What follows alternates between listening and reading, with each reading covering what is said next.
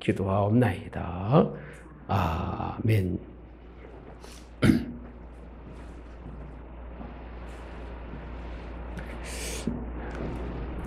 요즘 현대인들의 여러 가지 특징들 가운데 가장 두드러지게 드러나는 특징은요, 삶 속에 고난이 오는 걸 싫어한다고 그래요. 그러니까 조금만 어려우면 견디기 힘들어해요. 조급한 마음, 성급해서 아예 고난은 견뎌낼 마음도 없고, 고난이 찾아오면 고난을 이겨낼 생각도 하지 않는다고 그럽니다. 그러니까 그걸 그렇게 생각하면서 고난이 오면 나의 삶을 돌아보고 내 영혼을 새롭게 하시는 하나님의 계획이 뭔가 있겠지라고 하는 기대감이 없다는 거예요.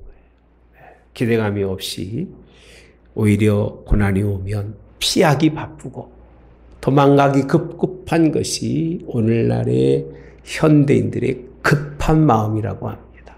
조금만 어려우면 포기하는 거예요. 가다가 조금 힘들으면 그냥 다 버리고 살아가는 사람들이 참 많다고 합니다. 여러분, 고난은 열매가 있습니다. 우리 한문교회에서 고난을 얘기하는 게 이제는 익숙하죠. 왜 그러느냐면 예수님, 하나님의 아들 예수님이 오신 목적이 뭐냐면 하나님의 복음을 전하며 그리고 십자가로 말미암아 많은 사람들을 구원하시기 위해서 이 땅에 오신 거예요. 하늘 영광을 버리시며 이 땅에 머문 것은 영화를 누리고 잘 살고 행복하고 이 세상에 말하는 그것을 취하려고 오신 게 아닙니다. 그냥 예수님 믿고 살아가는 사람, 죄로 말미암아 영원한 형벌 속에서 죽을 수밖에 없는 사람을 구원하시려고 예수님 이 땅에 오신 거예요. 근데 이 땅에 오셔서 그 구원의 방법이 뭐냐면요, 우리들에게 은혜를 베푸시고 그런 건 있었습니다만 본인에게는요, 인생 자체가 고난의 여정이라고 표현합니다. 고난의 여정. 예수님이 받으신 고난은요, 하나님을 만족해 하기에 충분했어요. 그러니까 교회에서 고난을 말해도 전혀 이상하지 않은 게 예수님이 앞서 가시면서 그 모든 고난을 이기셨기 때문에 우리도 예수님이 그 받으신 고난을 따라간다면 그 얘기입니다. 그 삶의 길이 얼마나 복있고 얼마나 하나님이 기뻐하는 일인지를 예수님이 친히 몸소 보이셨기 때문에 오늘 우리는 이 고난이 찾아와도 두려워하지 마시고 그 고난을 통해서 피조물의 모든 죄악을 용서하셨고 그 고난 때문에 충분히 승리하셨기 때문에 오늘 우리도 그런 신앙이 되시기를 주님의 이름으로 축복합니다. 고난은요, 오늘 우리의 삶 속에 찾아와서 우리를 돌아보게 하는 게 고난이라고 표현합니다. 왜 고난을 주느냐 하면 고난이 오면 뒤를 보는 거예요. 혹시 내가 하나님과 뭔가 관계가 틀린 게 없나를 보는 게 고난인 거예요. 고난이 오면요, 생을 반성하는 거예요. 내게 예수님께서 찾아와서 내 삶 속에서 나의 영혼을 정화하게 하는 것이 고난이기 때문에 자기 영혼을 한번 돌아보는 거예요. 인생의 삶만이 아니라 자기 영혼을 돌아보면서 닥쳐온 일이 재수없어 온 것이 아니고 닥쳐온 일이 쓸데없이 내게 주신 것이 아니라 하나님은 이걸 통해서 무언가 일하신다는 것을 아는 것이 기독교인들이 고난에 대한 생각입니다. 그런데도 많은 사람들은요, 경제적으로 어려우면 아무 생각이 없어. 물질적으로 힘들고 어려우면요, 생각하고 싶지 않은 거예요. 빨리 벗어나면 좋은 거예요. 고생은 고생대로 하고 얻는 건 하나도 없는 거예요. 여러분, 그 사실에만 몰두하면서 내게 왜 이 시련이 왔을까? 나의 삶의 태도 속에서 혹시 뭐가 하나님과 불편한 게 있나를 생각하지 않는 이런 모습들을 보고, 앞으로도 그렇잖아요.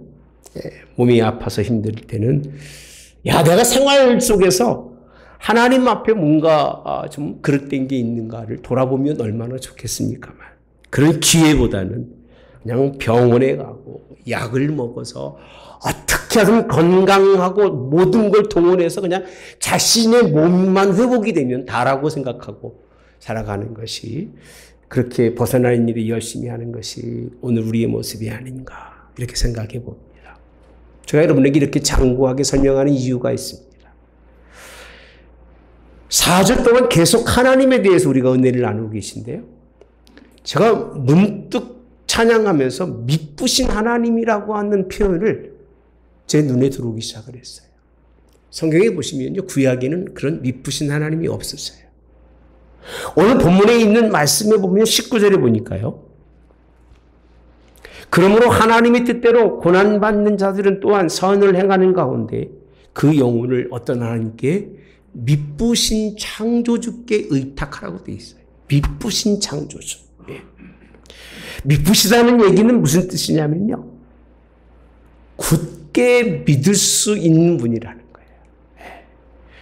아무도 의지할 수 없지만 내가 꼭 의지할 수 있는 분이 있을 때 필요한 단어가 미쁘다는 표현을 쓰고 있더라. 사전에 찾아보니까.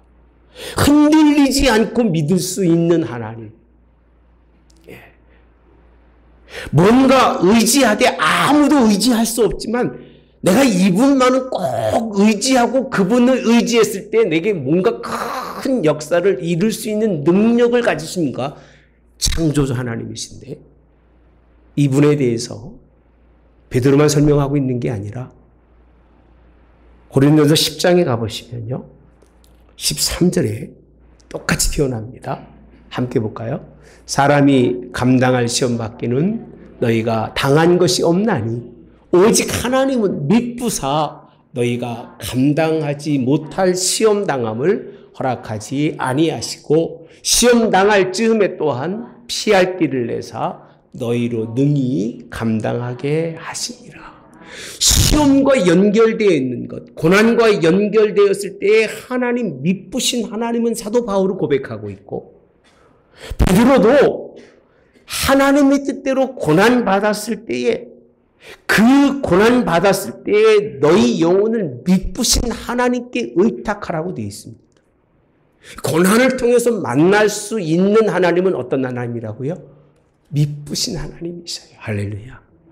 미쁘신 하나님께 의탁하시기 바랍니다. 굳게 믿을 수 있는 분. 아무도 의지하지 못하고 나를 맡기지 못하지만 유일하게 그 고통 속에서 내가 믿고 맡길 수 있는 분이 누구라고요? 그 하나님밖에 없다는 거예요. 이거를 설명해 주면서 하나님에 대한 마지막 설교를 제가 이 미쁘신 하나님에 대해서 여러분들과 은혜 나누려고 준비했습니다. 여러분, 미쁘신 하나님은 언제 만날 수 있느냐? 고난의 때에 만날 수 있다고 표현해 주고 있습니다. 고난의 때에 만나시는 분은 미쁘신 하나님이에요.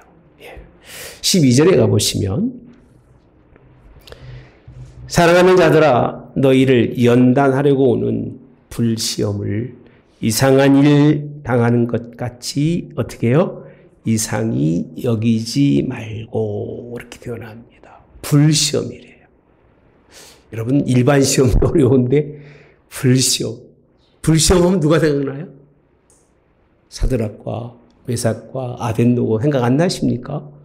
불시험. 그게 불시험을 당하는 것을 이상하게 생각하지 말래요. 어떻게 여기라는 얘기예요? 당연하게 여기라는 거예요.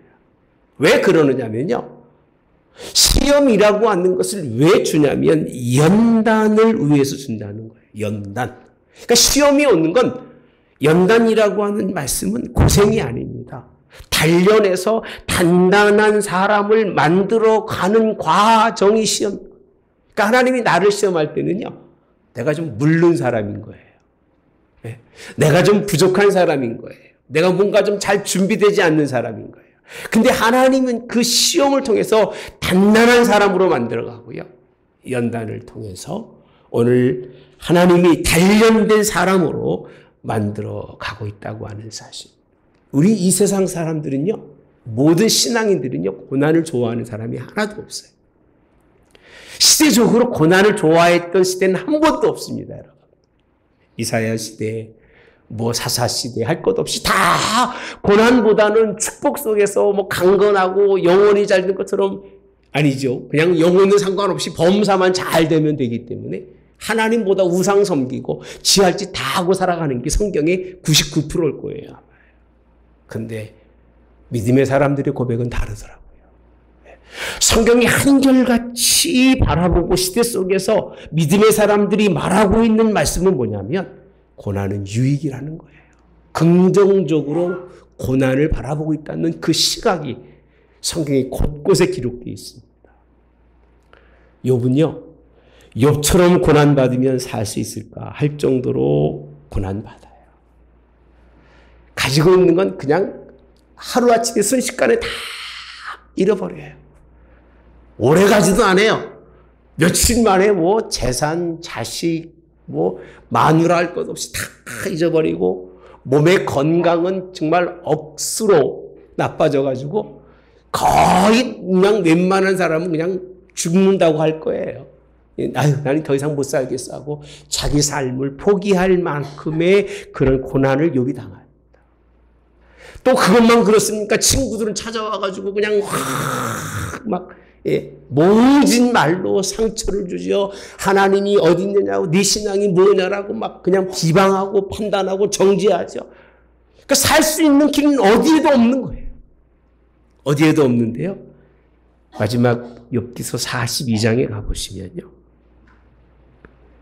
마지막에 욥이 마지막 장에 이렇게 표현합니다. 여호와께 대답하여 이르되 주께서는 못하실 일이 없사오며 무슨 계획이시든지 못 이루실 것이 없는 줄 아오니. 이 욥이 고백을 설명해 드리는 거예요. 그렇게 고난을 다 당하고 난 다음에 그 고난 속에서 하나님을 만난 다음에 그 고백이 뭐냐면 하나님은 못할 일이 없으시다는 거예요. 아멘. 3절에 가보시면요.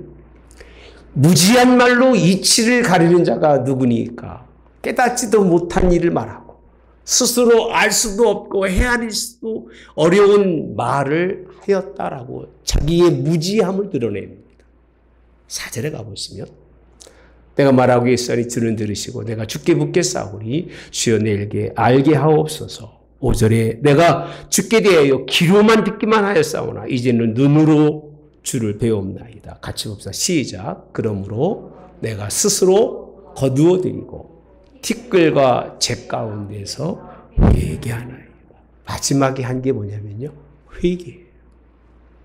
자기는 아무런 문제 없이 고난당하고 자기는 아무런 그런 당할 만한 이유가 없이 고난당한 줄 알고 하나님께 원망하고 불평했지만 돌이켜보니까 나는 마땅히 그럴 만한 사람이고 그런 가운데서도 하나님이 나를 버리지 않으신 그것이 얼마나 감사한지 자기 스스로 하나님에 대한 고난에 대한 이해를 온전히 이해하지 못하고 그렇게 원망하고 불평했던 것을 그가 회개하고 있는 것이 욥기서 마지막 장입니다. 하나님이 이 회개를 들으시고요. 욥을 전반부에서 말씀하고 있는 모든 것에 배를 주십니다. 배. 물질은 다 배를 주시고 자식들은 뛰어나게 하나님이 복 주신 것을 믿으시기를 주님이 원합니다. 고난이 유익인데요. 왜 그러냐? 시편 119편 72절에 보니까 71절에 보니까 함께 봅시다. 시작.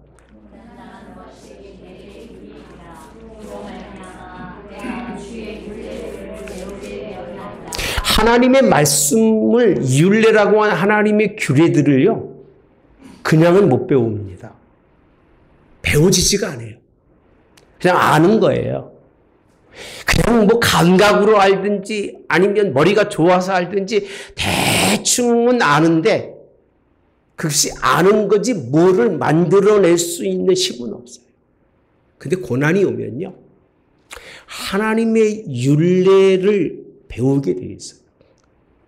배운다는 얘기는 활용한다는 얘기예요. 그러니까 아무리 머리가 좋아서 책을 많이 보고 공부를 많이 해도 여러분 배워서 그 삶의 길에 유익이 되지 않는 건 그냥 공부한 거예요. 스터디예요. 그냥 보고 남들 하는 대로 공부하고 그런가 보다라고만 알고 있는 거지 그것이 자기 삶에 적용이 되지 않으면 아무런 유익이 없어요. 공부한 데는 무슨 유익이 있겠습니까? 예. 신앙을 한 데는 무슨 유익이 있습니까? 성경을 달달달달 외워도요. 하나님의 율례라고 하는 율례를 배워서 그 삶에 유익을 주시는 방법은 고난밖에 없어요. 시편 기자가 이 말씀을 그냥 썼겠습니까? 고난다는 것이 내게 유익이라고 누가 좋겠습니까? 왜? 그 고난을 통해서 하나님의 말씀 한 구절 한 군절이 얼마나 깊고 하나님의 사랑이 얼마나 큰지를 거기에서 만나게 된 거예요. 예. 이렇게 고백하는 거예요. 그래서요. 예. 여러분, 하나님의 역사를 하나님이 이끌어 가신 것들을 고난을 통해서 하나님이 통치하시는 것들을 여러분 보시기를 주님의 원합니다. 고난을 통해서 하나님의 구원의 역사를 이루어가는 걸 볼 수 있는 눈이 열리는 것이지 그래서 하나님의 말씀을 봐도 구원의 하나님, 역사하신 하나님을 깨달을 수 있는 거지 그렇지 않으면 옛날 삶 속에서 우리의 삶을 터치하신 하나님밖에는 만나지 못하는 거예요. 고난이 유익이시기를 축복합니다. 시편 118편 5절에도요. 고난 중에 한 일이 뭔가 보았더니요. 부르짖었다고 말합니다. 기도했다는 거예요. 고난이 와야 기도한다니까요. 어렵지 않으면 무릎을 꿇질 않아요. 어렵도 무릎을 안 꿇는데 어렵지 않으면 꿇겠는가 생각해 봅시다.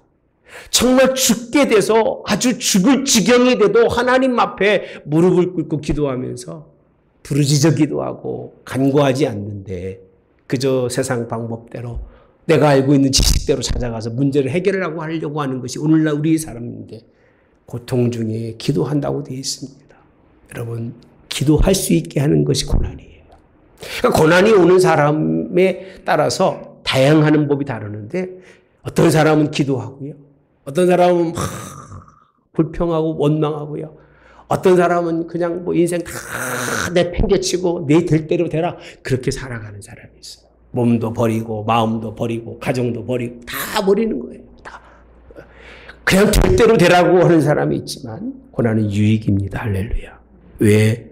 부르짖게 하시고 그 응답하셔서 그 자리가 아니라 나를 넓은 곳에 세우셨다고 표현합니다. 다른 곳에 세우셨어요. 기가 막힌 웅덩이에서 건져내셔서 하나님이 기뻐하시는 자리에 그를 세워놓는 것을 보게 하시는 것이 고난이기 때문에 믿으신 하나님은요. 믿을만하고 의탁하고 굳게 바라볼 수 있는 믿으신 하나님은 언제 만난다고요? 고난의 때에 만나기 때문에 고난은 유익입니다. 할렐루야. 고난에서 부정적 생각을 갖지 마세요.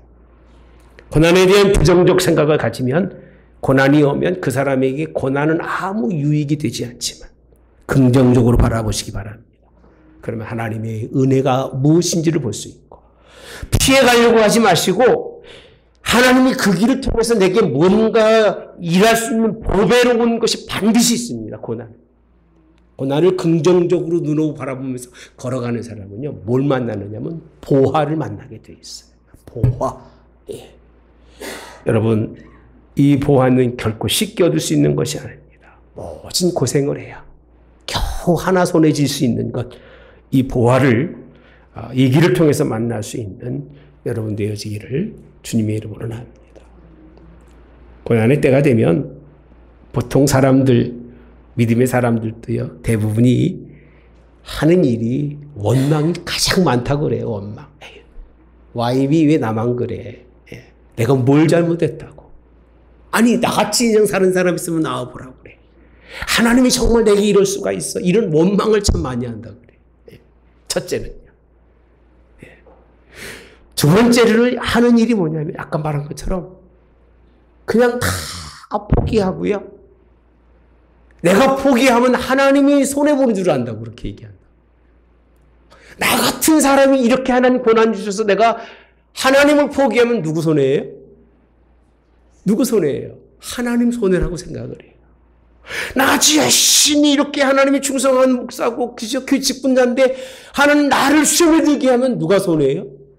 교회가 손해라고 생각하는 거. 그 손해가 하나님이라고 생각하고 하나님이 일이 손해가 된다고 생각해서 내가 고난당하면 하나님이 손해보니까 어디 한번 하나님하고 붙어보자고 싸우는 사람이 대부분이라고 합니다.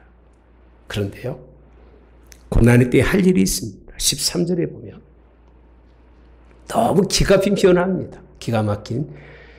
오히려 너희가 그리스도의 고난에 참여하는 것으로 따라 즐거워하라. 뭐라고요? 즐거워하래요. 그리스도의 고난이에요. 단 한 가지 여기서 조건이 뭐냐면 내가 너 때문에 받는 고난이 아니라 너 자신의 일 때문에 이따가 설명할 겁니다만 고난 받는 게 그게 아니라 그리스도의 고난이에요. 예수님이 걸어간 길을 같이 걸어가면서 그 고난에 참여한 것을 뭐하게 해라? 즐거워하라는 거예요. 막 기뻐하라는 거예요. 감사하라는 얘기, 즐거워하라는 얘기는요. 이 취재가 두 번이 있는데요. 하나는 이는 그 영광을 나타날 때 너희로 즐거워하고 뭐하게 하려고요? 그러니까 즐거운 사람은요, 하나님이 그 고난에 즐거운 사람은 예수님이 이 땅에 오셔서 그 영광을 나타날 때에 뭐하는 사람이 된다고요? 즐거워하고 기뻐하는 사람이 된다는 거예요. 즐거워하지 않으면 하나님의 영광의 때에 그가 나타났을 때 그는 즐거운 것이 아니라 슬피 울며 이를 갈미 있는 그 자리에 있다는 거예요. 여러분 즐거워합시다. 할렐루야. 예. 이 고난에 동참하게 되는 그 은혜의 체험이라고 하는 것은 이 성경에 있는 말씀처럼 지금이라는 거예요. 고난의 때에 즐거워하는. 예. 시제가 둘로 나눴다고 말씀드렸습니다. 저는 여러분들에게요, 기독교인으로서 진짜 할 일 하나만 가르쳐 드릴게요. 항상 기뻐하고, 쉬지 말고, 기도하고, 범사에 감사하라고 되어 있는데요. 모든 일에 언제, 어느 때든지요, 기뻐하고 사세요. 아멘. 땅에서요, 무슨 일을 하든지 기쁘지 않는 일을 가능하면 하지 마세요. 뭐 해도 아니고 안 해도 안 되는 그런 일들은 굳이 하지 마세요. 기쁜 일로 기쁘게 일할 수 있는 여러분 되시기를, 어떠한 일을 하든지 간에 힘들고 어려워도 즐겁게 기쁘게 하고 살겠다고 하는 결단을 가지고 사세요. 어느 때에도요, 고난의 때에도요. 아파도 기뻐하시고 즐거워하세요. 아유 목사님 아픈데 어떻게 기쁘고 즐거워하세요? 한번 해보세요. 네. 손해볼 거 없을 테니까. 예. 힘들고 어려워도 기뻐하고 즐거워하시기를 주님이 원합니다. 즐거워하고 기뻐하는 것을 이를 누리고 죽기를 각오하고 한번 해보십시오. 즐거운 사람으로 인생을 살겠다고 살으시면 삶이 달라질 거예요. 예. 그렇게 하라는 얘기입니다. 고난의 때에 즐거워하라는 얘기는 그 정도의 결단과 각오를 가지고 나는 웬만한 일에는 기뻐하는 것을, 즐거움을 버리지 않겠다고 하는 의지를 가지라는 얘기예요. 여러분들 설교 듣는 얼굴 모습 서로가 한번 보십시오. 이렇게 기뻐하라 그러는데요, 얼굴이 지금 뭐 그냥 다 너나 기뻐하세요 그런 것 같아. 기뻐합시다. 할렐루야. 즐거운 마음으로, 감사하는 마음으로 살아가야 미쁘신 하나님을 만날 수 있다는 거예요. 고난의 때도 만나주시고 다 이기고 난 후에 그 영광의 자리에 있을 때도 즐겁고 기뻐할 수 있도록 하나님이 그 길을 열어주신다고 우리에게 말씀해 주고 계신데요. 사도 바울도 로마서 8장 17절에요. 이렇게 표현합니다. 자녀이면 또한 상속자, 곧 하나님의 상속자예요. 그리스도와 함께한 상속자니, 이건 미래적인 얘기죠. 현재 우리는요, 우리가 그와 함께 영광을 미래에 받기 위해서 뭘 받아야 된다? 고난도 함께 받아야 할 것이다 라고 표현합니다. 받으라는 거예요. 뭐 언제를 위해서? 미래를 위해서. 이 고난이 미래의 상속자가 되고 이 고난이 미래의 큰 하나님의 영광을 누릴 수 있는 그 즐거움이 있기 때문에 이 고난 속에서도 사도 바울은 오늘 승리하고 즐거울 것을 우리에게 설명해 주고 있는데 14절에 보면은요, 오히려 더 한 발 더 나갑니다. 베드로 사도는요. 너희가 그리스도의 이름으로 뭘 당하면 치욕이라고 했습니다. 치욕. 이 치욕이라는 말은요, 여러분들이 가장 듣기 싫어한 말일 거예요. 자존감이 다 내려지는 그 모습이에요. 아무런 죄도 문제도 없는데 그냥 그 인간의 기본적인 것들을 다 깡그리 무시해서 무시당하는 그 치욕을 당하면 뭐가 있다고요? 복이래요. 고난이 그 심령의 그 마음의 중심이 다 무너져 내릴 만큼의 그 다가오는 그 큰 산 같은 무게에 그것을 당하면 복이 있다. 그러면서 하신 말씀이 치욕을 이길 정도가 되면요, 영광의 영, 곧 하나님의 영이 너희 위에 계신다라고 표현합니다. 영이 떠나는 이유는요, 자기 존재감을 드러내는 사람에겐 영이 떠나셔요. 나는 조금도 치욕당하기 싫어하고 조금도 말 듣기 싫어하고 조금도 책망 듣기 싫어하고 이런 사람들은요, 하나님의 영이 함께하지 않아요. 조금만 그때면 팍 떨어가지고 한번 붙자고 싸우자고 덤빌 정도가 되면 그런 사람이 무슨 하나님이 함께하시겠습니까? 아무런 문제가 없어도 책망해도 가닥하지 않고, 나는 아무 잘못이 없는데 막 두들겨 맞고 아프게 상처받게 맞아도 가닥하지 않으면 그 사람의 머리 위에는, 그 위에는 누가 계셔요? 하나님이 영이 함께 하신다고 표현해 주시는데, 이 영의 반열은 고난을 통해서 얻어지는 거지 주여 믿습니다라고 성령이 충만해지는 게 아니에요. 이 정도의 신앙이 돼야 하나님이 영이 함께 하시고 그 영이 그와 함께 일하시는 거지, 자기 인간의 본성을 드러내지 못하고 조금만 어려워도 고난이 쉽고 싫어서 뻐르득하고 그런 사람은 영이 함께 하지도 못하고 함께 하지도 않으실 거예요. 하나님 안에서 큰 믿음의 백성 여러분 되시기를, 고난 속에 즐거워하는 여러분 되시기를 주님의 이름으로 축복합니다. 라면 좀 크게 합시다. 목사님 지금도 힘든데 또 고난 받으라고 이러지 말고, 그 이기면 하나님이 뭘 찾겠다고 그랬어요? 그 고난의 길은 보화가 있다고 그랬잖아요. 보화를 건져내고 보화를 찾을 수 있는 그 하나님이 주시는 그 마음을 좀 품으세요. 그러면 기쁘고 즐거운 거예요. 끝이 있기 때문에. 끝은 보화를 찾는 거고 끝은 하나님과 함께하는 것이기 때문에 두려울 게 없는 거예요. 믿음이 있기를 축복합니다. 유의할 것을 우리에게 설명해 주는데, 고난 때에 하지 말아야 할 일이 뭐냐 보니까 15절에 보면요, 살인하고 고난당하는 건 당연한 거예요. 도둑질하고 고난당하는 것도 당연한 일이에요. 그죠? 도둑질하면 감옥에 가잖아요. 그러면 고난당하게 돼 있잖아요. 악행하는 것도 반드시 그렇게 돼 있어요. 여기는 우리가 얘기할 필요가 없어요. 근데 한 가지 특이한 게 눈에 들이죠. 남의 일을 간섭해서 고난받지 말아라, 이렇게 표현하더라고요. 딱 남의 일에 뭐 하지 말라고요? 간섭하지 말아라. 여러분, 이러한 일로 고난을 받으면 더 비참한 거잖아요. 살인하고 도둑질하고 악행에서 고난받는 것, 거기 고난받는 게 마땅한 일이고 진짜 손가락질이고 부끄럽고 자기 양심조차도 아무 말 못하는 이런 고난. 또 그런 사람은 또 얼굴에 철판 깔아가지고 까딱도 안 합니다. 그죠? 네, 참 뻔지러운 사람이 한둘이 아니에요. 이 짓하고도요, 이런 인간들은요, 고난의 자리에 있으면요, 오히려 더 악하게 살죠. 뭐 얘기할 필요도 없습니다만, 남의 일을 간섭하는 자로 이렇게 표현합니다. 기독교인들이요, 한 가지 큰 문제가 뭐냐면 사랑이 관심인 줄 알아요. 여러분, 사랑은 관심이 아니에요. 사랑은 주는 거예요. 할렐루야. 간섭이라고 하는 얘기는 내가 할 수 말아야 할 일을 내가 그 자리에 끼어드는 걸 간섭이라고 표현합니다. 나와 하나님과의 관계에 여러분이 끼어들지 마셔야 돼요. 죄도 내 문제고 상도 하나님과 나의 문제인데 거기 꼭 끼어들어서, 끼어들 만큼 자기 자신이 잘 갖춰졌다면 괜찮겠죠. 그죠?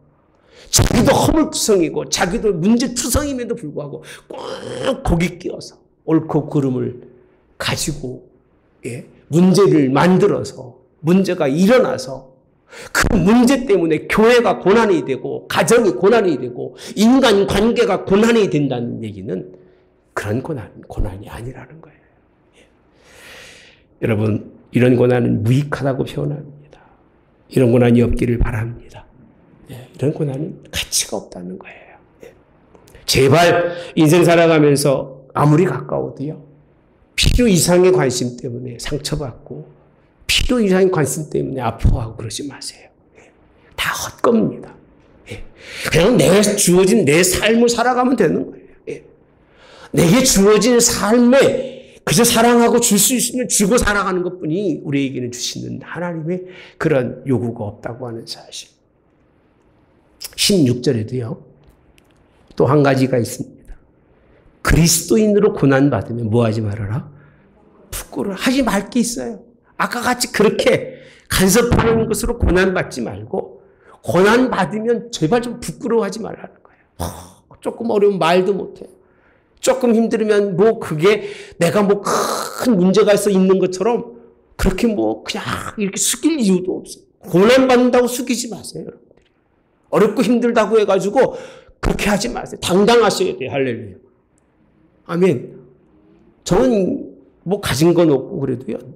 굳이 내가 하나님의 백성으로 태어나서 교만할 이유도 없지만 그렇게 당당하지 못할 이유가 없다고 생각합니다.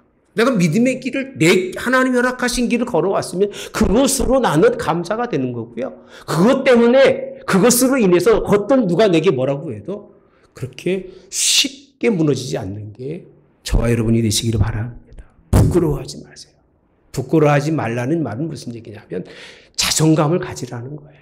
고난 때문에 낮아지고 자존감이 상하고 고난이 찾아왔다고 자기 존재감을 그냥 땅에 떨어뜨리지 말고 몸은 땅에 떨어져도 하나님이 이 고난 때문에 나를 승리해서 올릴 그 희망을 바라보며 살라고 우리에게 권고해 주고 있는 것이 본문에 있는 말씀이에요.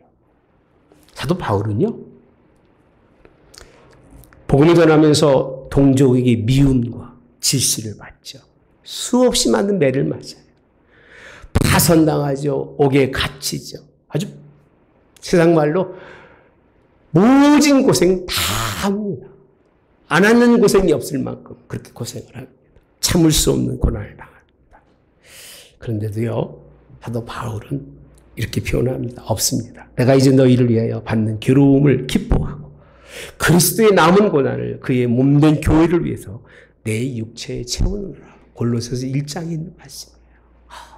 자기 그 모든 고난을 꽉 채워가면서 자존감이 상할까요? 아니면 자존감이 올라갈까요? 뭐 교회의 모든 문제를 자기 어깨에 탁 쥐고 가는데 아무도 알아주는 사람 없지만 자기는 굉장히 그 붙듯한 거예요.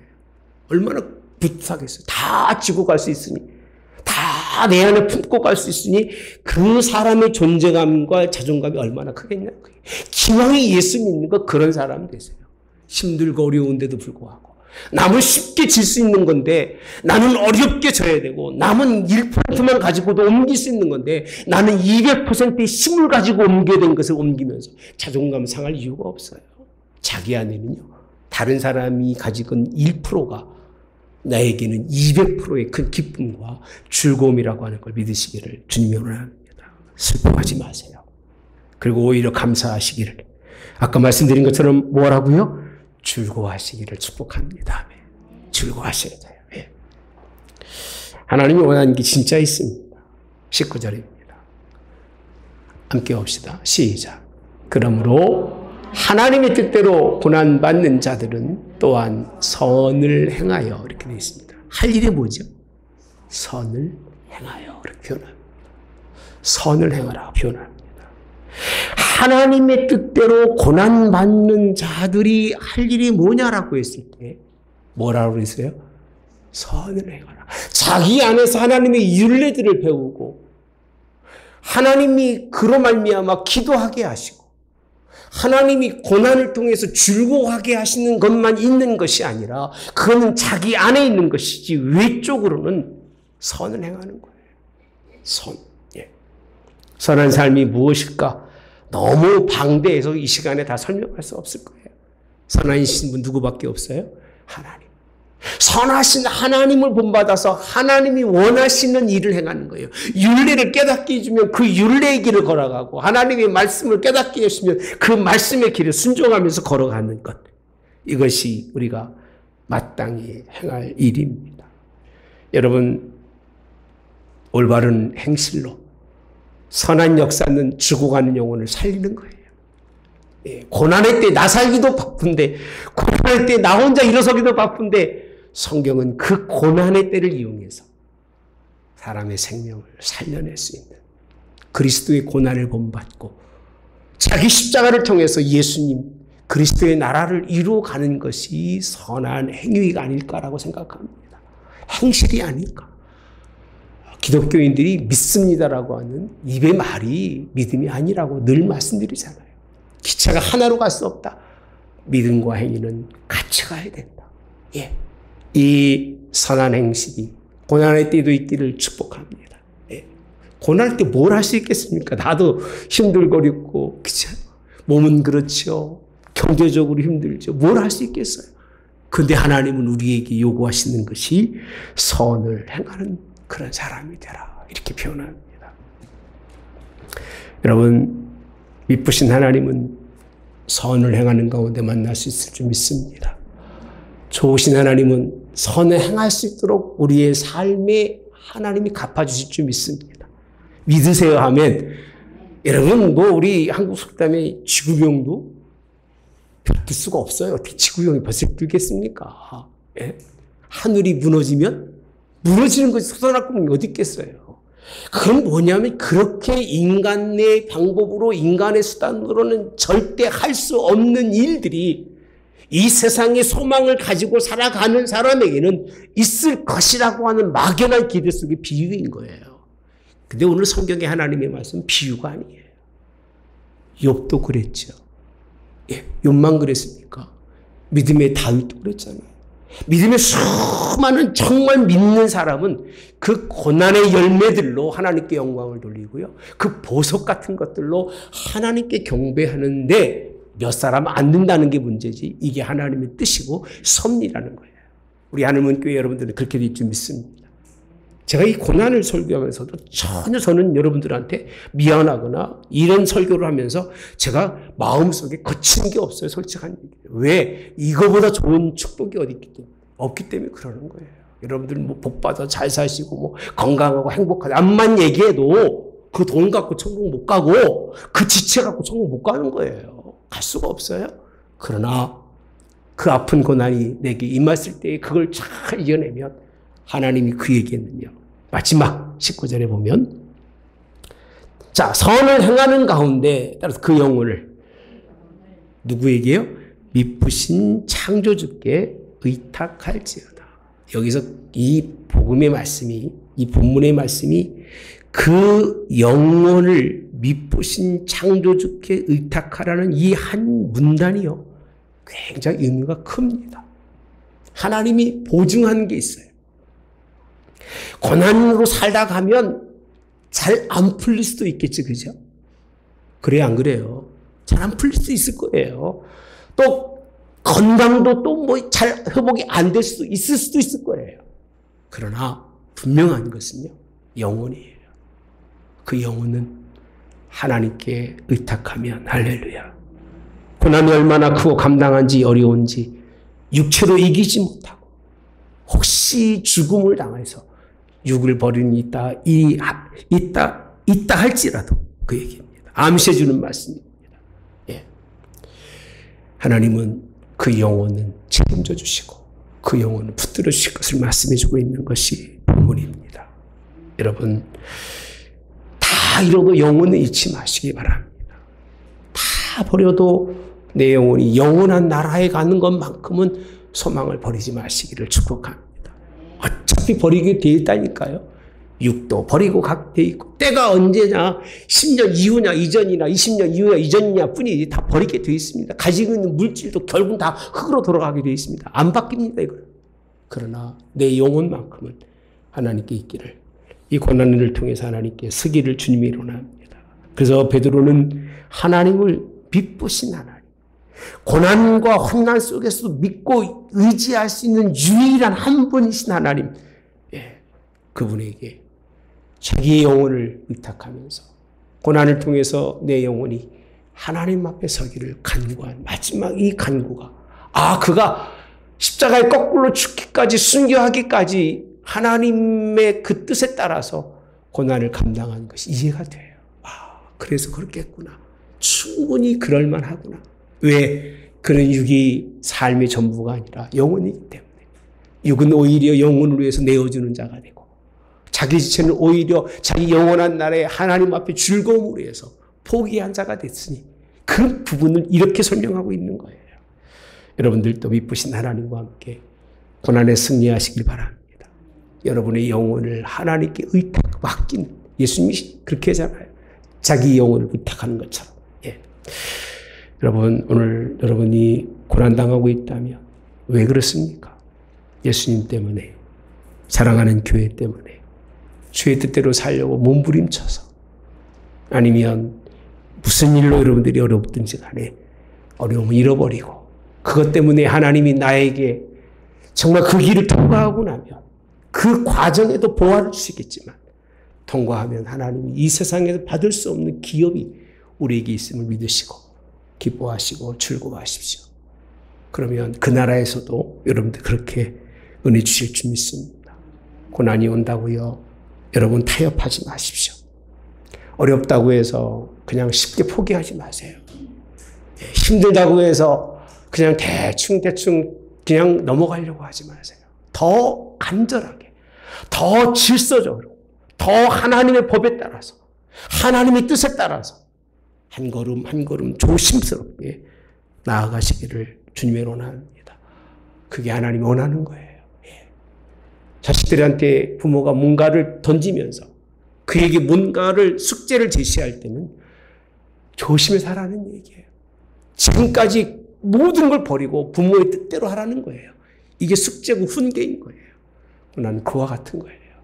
내게 그런 일이 있을 때는 감사하시고, 이걸 통해서 하나님이 더 큰 은혜를 베푸시며 하나님의 계획 속에서 우리의 삶을 이끌을 갈 것을 믿으시면서 승리하시되, 미쁘신 창조주께 여러분의 영혼까지 의탁할 수 있는 그런 믿음의 사람들 되시기를 주님의 이름으로 원합니다. 좋으신 하나님, 설교는 이렇게 전해지며 말씀은 이렇게 듣지만 우리 한 구석에서는 여전히 버리지 못하는 것이 있습니다.